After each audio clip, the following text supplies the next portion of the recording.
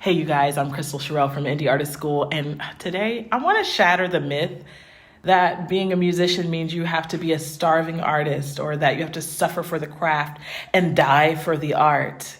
I think so many of us have adopted this as singers ourselves that we practice hard, we practice long, and sometimes we end up abusing our own voice. Say you're in the studio and you're recording so many takes because it's a song you're really excited to release, or you're practicing because you have a gig coming up and you're really excited about it. But if you notice yourself getting frustrated or hitting a wall, try this. This is something I want you to do right now when you're not frustrated and when you're not hitting the wall. I want you to make a list of things that recharge you, okay?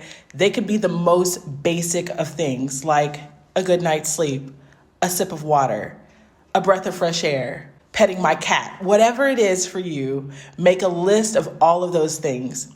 I want that list to be as mundane and vast as possible.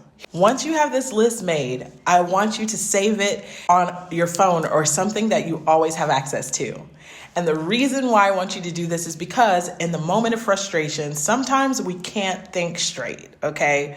But if you know that you need a break and you're feeling frustration, having that list handy, a list of actions that you could do right then and there, maybe you can't do all of them, maybe you can only do one or two depending on your situation, but having that list gives you a lot of options. And after you've taken action with your recharge list and you've done one of those things and you feel better, then remind yourself that, hey, I can get back at it, okay? You can just hop right back into what you're doing, or you could put it off a little bit longer and come back at a later time. It's up to you. But the point is, you don't have to conquer the world in one day. All of your vocal goals do not have to be accomplished in 1 minute or in that moment. Give yourself time. And if you're creating, that means you just had an epiphany, an idea. I get it. Sometimes you got to capture it like lightning in a bottle, okay?